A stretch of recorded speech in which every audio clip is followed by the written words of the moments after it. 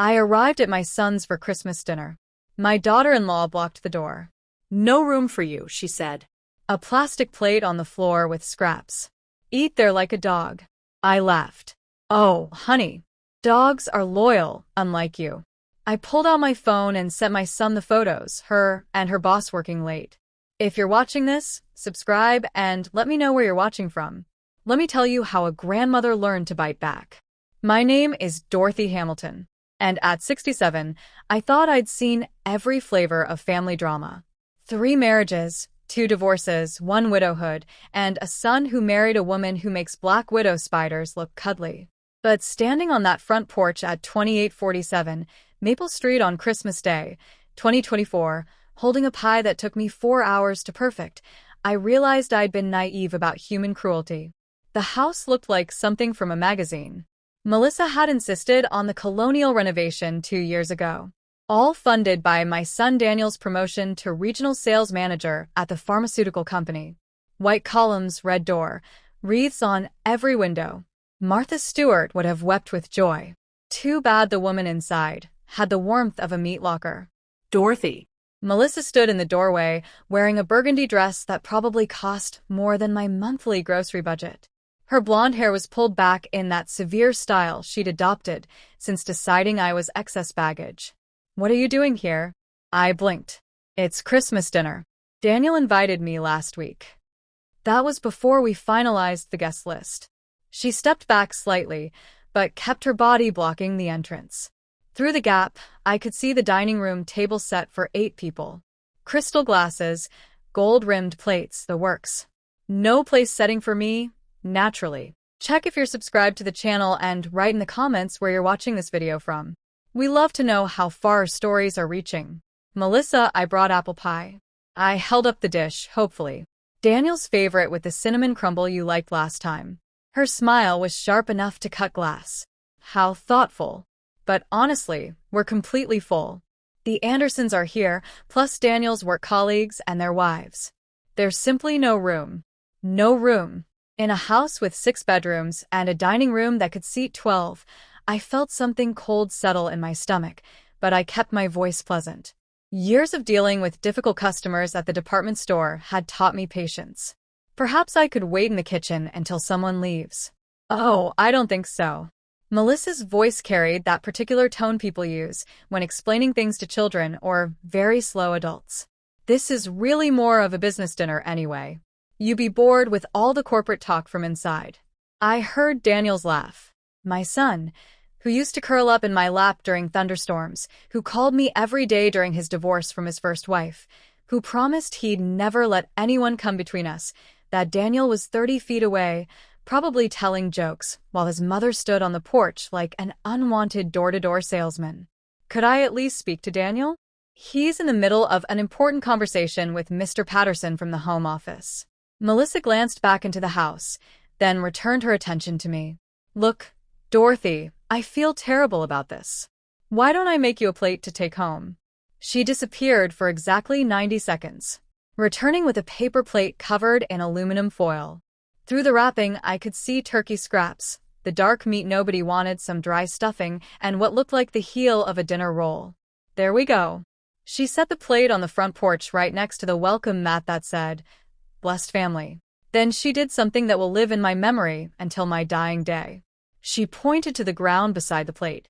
"You can eat right there if you're hungry, like a good dog." The words hung in the December air like visible frost. For a moment, I couldn't process what I'd heard. "Dogs." She'd compared me to a dog. Not just any dog. A good dog, the kind that obeys commands and eats scraps without complaint. I looked at the plate on the concrete porch, then at Melissa's face. She wasn't even trying to hide her satisfaction. This had been planned. The guest list, the seating arrangement, the paper plate, all of it designed to show me exactly where I ranked in her world. And that's when I started laughing. Not bitter laughter or hysterical cackling, just genuine amusement at the sheer audacity of it all. Because dogs, as I pointed out to my charming daughter-in-law, are loyal creatures. They don't sneak around behind their owners' backs. They don't lie about working late, and they certainly don't check into hotel rooms with their married bosses every Tuesday afternoon for the past 6 months. I pulled out my phone and opened the photo album I'd been hoping I'd never have to use. Speaking of dogs, honey, I said, scrolling to the picture I'd taken last Tuesday when I'd followed her car instead of going to my book club meeting. At least they're loyal, unlike you. The photo was beautifully clear. Melissa and her boss, Mr. Thompson, entering the Marriott downtown at 2:47 p.m. The second photo showed them checking in at the front desk. The third showed them kissing in the elevator.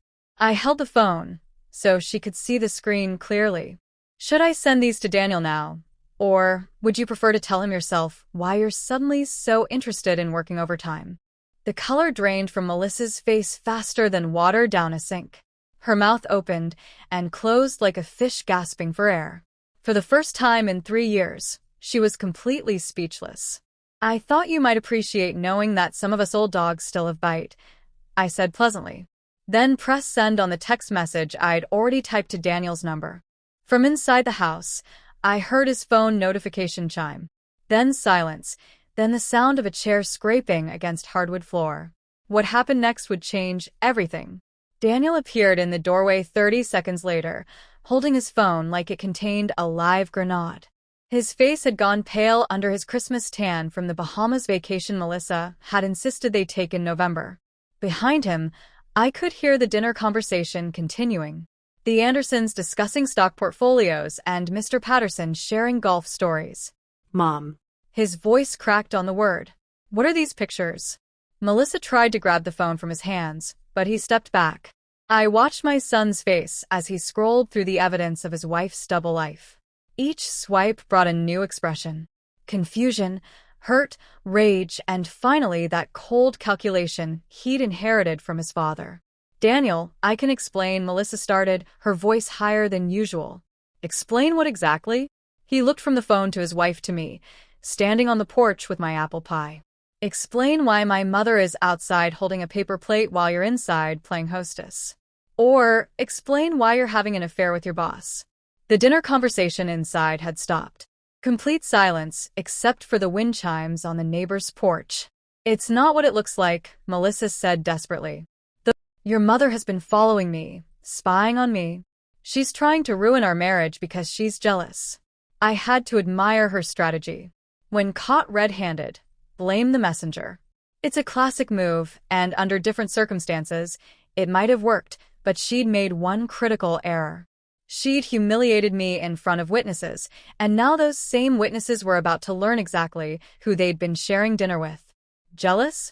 I repeated loud enough for the people inside to hear. Melissa, honey, I'm 67 years old. The only thing I'm jealous of is people who still have their dignity intact. Daniel looked at the paper plate on the porch, then at his wife. You made my mother eat outside. It was just a joke, Melissa said quickly. A silly Christmas prank. She's being overly dramatic about it. A prank? Daniel's voice was deadly quiet. I knew that tone. He'd used it exactly twice in his childhood. Once when his best friend stole his bicycle, and once when his first wife cleaned out their joint bank account. You made my mother eat on the porch like an animal as a prank. Mr. Patterson appeared behind Daniel, wine glass in hand. Everything all right out here? We're ready for dessert. Actually, Tom, Daniel said, never taking his eyes off Melissa. I think dinner's over. That's when I heard Mrs. Anderson's voice from the dining room. Is that Daniel's mother outside? Why isn't she joining us? The moment of truth had arrived. Everyone was about to learn that the perfect Christmas hostess had been serving up humiliation along with the turkey. Because, I called out cheerfully, stepping past Melissa into the foyer. Apparently, there wasn't room for me at the table.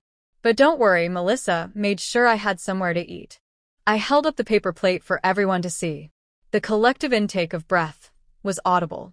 Mrs. Anderson's wine glass stopped halfway to her lips. Mr. Patterson's jovial expression transformed into something resembling horror. The younger couple I didn't recognize exchanged glances that spoke volumes about what they thought of hosts who treated elderly mothers like stray dogs. Oh my God, Mrs. Anderson whispered. Melissa, you didn't actually. It was a misunderstanding, Melissa said. But her voice lacked conviction. She was watching her carefully constructed social image crumble in real time. Daniel held up his phone. And this? Was this a misunderstanding, too? He turned the screen toward the group. I couldn't see their faces clearly from where I stood, but the silence was deafening. Mr. Patterson set down his wine glass with deliberate care. I think perhaps Margaret and I should be going. Me, too, said the young woman, whose name I'd never learned. This feels like a private family matter. Within minutes, the dinner party had dissolved. Guests gathered coats and purses with the hurried efficiency of people fleeing a natural disaster. Polite thank yous and see you soon were exchanged, but everyone avoided looking directly at Melissa. When the last guest had departed, Daniel closed the front door and leaned against it. Melissa stood in the middle of her perfectly decorated living room, surrounded by the debris of her ruined Christmas dinner. 15 years, Daniel said quietly. 15 years of marriage, and this is what I get. My mother humiliated on my doorstep while you're having an affair. Daniel, please. Melissa tried again. Let me explain about the photos. It's not what you think. Then what is it? He moved closer to her, his voice gaining strength. Explain to me why you're checking into hotels with your boss. Explain to me why my mother was eating off a paper plate on the porch while you entertained people I work with. I could have spoken up, could have provided more details about what I'd witnessed over the past 6 months. But this wasn't my moment anymore. This was my son finally seeing his wife for who she really was. The hotels were for work meetings, Melissa said weakly. Confidential client discussions, Daniel laughed, but there was no humor in it. In hotel rooms with overnight stays. Mama's photos from 6 different dates. Melissa, 6. Her face went white. She hadn't realized I'd been documenting her activities for months. You want to know the really sad part? Daniel continued. If you just asked for a divorce, I probably would have given you half of everything and walked away quietly. But instead, you chose to destroy my relationship with my mother while carrying on an affair. What kind of person does that? Melissa looked around the room as if searching for an escape route. The Christmas tree lights twinkled mockingly in the corner. The expensive decorations she'd insisted on buying seemed to mock her now. Daniel, I love you, she said desperately. We can work through this. Marriage counseling, whatever you want. Just don't let your mother destroy what we have. That's when I decided I'd heard enough. Melissa, I said pleasantly. I didn't destroy anything. You did that all by yourself when you decided to treat family like garbage while playing house with your boss. She whirled to face me, and for a moment, I saw pure hatred in her eyes. This is all your fault. You've been trying to break us up since the day we got married. Have I? I tilted my head, thoughtfully, because I seemed to remember offering to help plan your wedding, hosting your bridal shower, and babysitting your sister's kids when you needed time alone together. But apparently, helping family is what crazy old ladies do. Daniel was staring at his wife like he'd never seen her before. Is that what you really think of my mother? The question hung in the air like smoke, and in that moment, watching Melissa scramble for an answer that wouldn't further damn her, I realized something profound. For the first time in 3 years, I wasn't afraid of losing my son because I was about to get him back. The silence stretched until Melissa apparently decided her best defense was a good offense. She straightened her shoulders and faced Daniel with renewed determination. Your mother has been manipulating this family for years, she announced. She pretends to be this sweet grandmother, but she's controlling and possessive. She can't stand that you're married and happy. I almost admired her boldness. Almost manipulating how exactly? Daniel asked. The constant phone calls, the surprise visits, the way she questions everything I do. Melissa was gaining momentum now, her voice rising. She undermines my authority in this house at every turn. Your authority? I couldn't help myself. Melissa, this isn't a dictatorship. It's supposed to be a family. See? She pointed at me triumphantly. Right there. That's exactly what I'm talking about. She can't let me be the woman of this house. Daniel rubbed his temples like he was developing a headache. The woman of the house? What does that even mean? It means your wife should come first. Melissa snapped. Not your mother. A man is supposed to leave his parents and cleave to his wife. It's biblical. I blinked. In all the years I'd known Melissa, She'd never expressed interest in anything biblical beyond using the church directory for networking purposes. "Did you just quote scripture to justify cheating on your husband?" I asked. Her face flushed red. "I am not cheating." Daniel held up his phone again. "Melissa, I have photos of you kissing another man." "What exactly would you call that?" It was a moment of weakness," she stammered. "Tom was going through a divorce, and I was trying to comfort him. It didn't mean anything. 6 different hotels didn't mean anything. It was just a few times, and it's over now, completely over." Daniel walked to the window and stared out at the neighbor's house where lights twinkled cheerfully on their Christmas tree. A normal family having a normal holiday, the kind of life he'd thought he was building with Melissa. "When did you become someone I don't recognize?" he asked quietly. The question seemed to catch Melissa off guard. For a moment, her mask slipped, and I saw something that might have been regret. "Daniel, I never meant for things to go this far," she said, her voice softer now. "The affair, the way I've treated your mother. None of it was planned. It just happened." "Things don't just happen, Melissa. People make choices." She moved toward him, reaching out tentatively. "I know I've made mistakes, but we can fix this. We can go to counseling, take a vacation, start fresh." "What about my mother?" The question stopped her mid-step. "What about her? Are you going to apologize for humiliating her on Christmas? For making her eat on the porch like an animal?" Melissa's eyes flicked to me, then back to Daniel. I could see her calculating, trying to determine what answer would serve her best. "If that's what it takes," she said finally. "If that's what it takes." Daniel turned away from the window. "Melissa, you don't apologize to someone because it's expedient. You apologize because you're genuinely sorry for hurting them." "I am sorry," she insisted.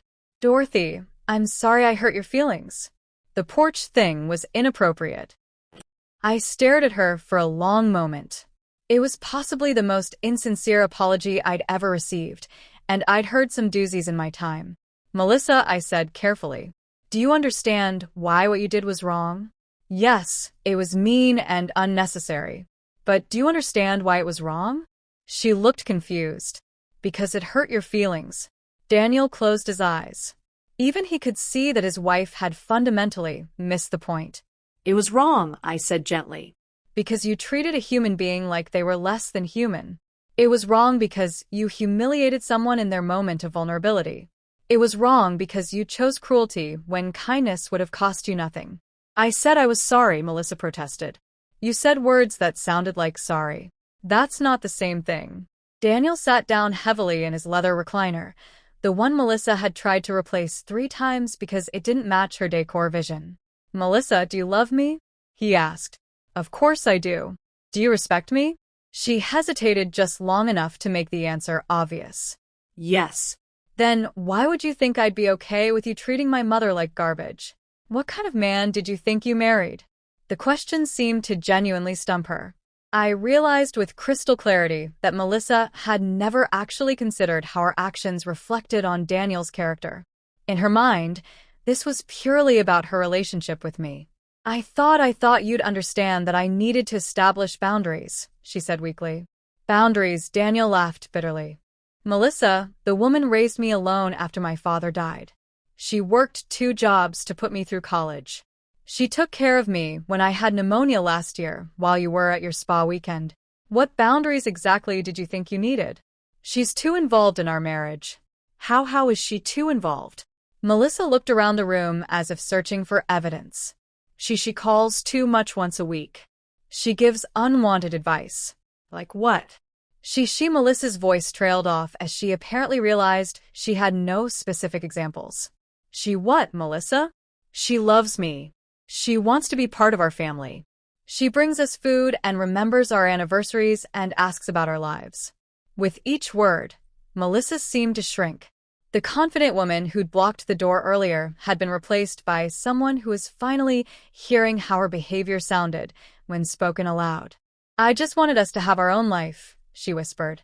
"We do have our own life," Daniel said. "But that doesn't mean we have to shut out everyone who loves us. That's not how healthy families work." I watched this conversation unfold with a mixture of sadness and hope. Sadness because my son's marriage was clearly over, but hope because he was finally seeing the situation clearly. My phone buzzed with a text message. I glanced at it and felt my heart skip. It was from Tom Patterson, Melissa's boss. "Melissa, I think we need to talk." My wife found the hotel receipts. I looked up to find both Daniel and Melissa staring at me. "Everything all right, Mom?" Daniel asked. I held up my phone. "I think," I said slowly, "things are about to get much more complicated." Because while we'd been having this family drama, the real world had been spinning along without us. And apparently, Melissa's affair was about to become everyone's problem, not just ours. "Who was that?" Daniel demanded. Before I could answer, Melissa's phone started ringing. She looked at the caller ID and went pale. "It's Tom," she whispered. Daniel's expression hardened. "Answer it, Daniel." "I don't think." "Answer it," he repeated, his voice like steel. "Right now, on speaker." Melissa's hands shook as she accepted the call and activated the speaker function. "Melissa, check if you're subscribed to the channel and write in the comments where you're watching this video from. We love to know how far our stories are reaching."